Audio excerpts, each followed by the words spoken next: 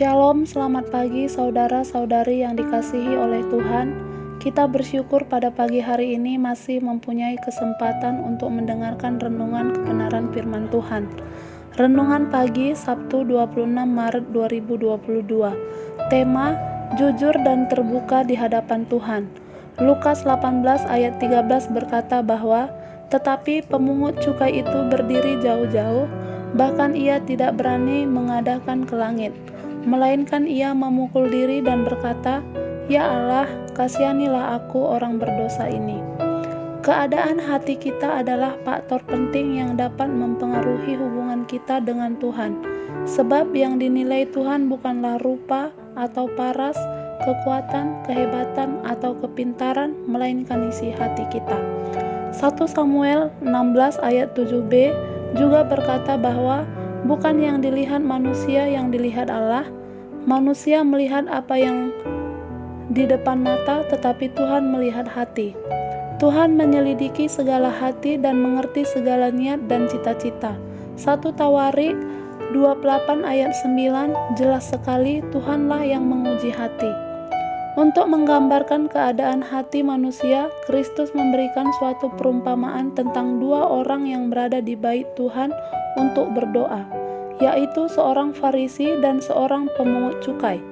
Orang Farisi adalah seorang tokoh agama yang tahu kebenaran, mengajar Taurat Tuhan, tapi hatinya penuh kesombongan dan kemunafikan. Ia merasa bersih dari dosa dan tanpa celah. Aku mengucap syukur kepadamu karena aku tidak sama seperti semua orang lain.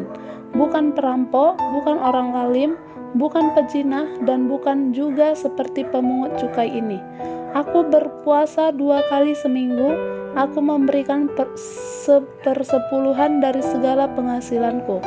Karena merasa dirinya sudah suci dan tak bercacat celah, orang Farisi ini merasa tidak lagi memerlukan belas kasihan dan anugerah keselamatan dari Tuhan.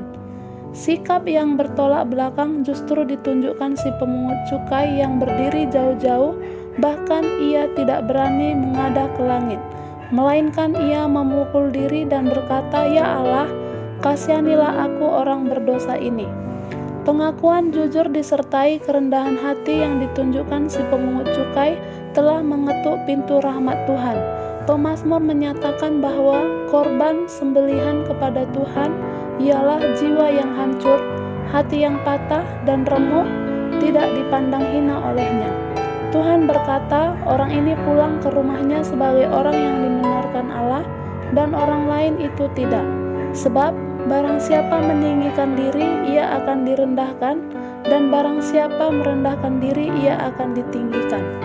Kebenaran firman Tuhan pada pagi hari ini mengajarkan kita bahwa betapa pentingnya jujur dan terbuka di hadapan Tuhan, karena Tuhan yang mengerti semua yang kita alami dalam kehidupan kita masing-masing.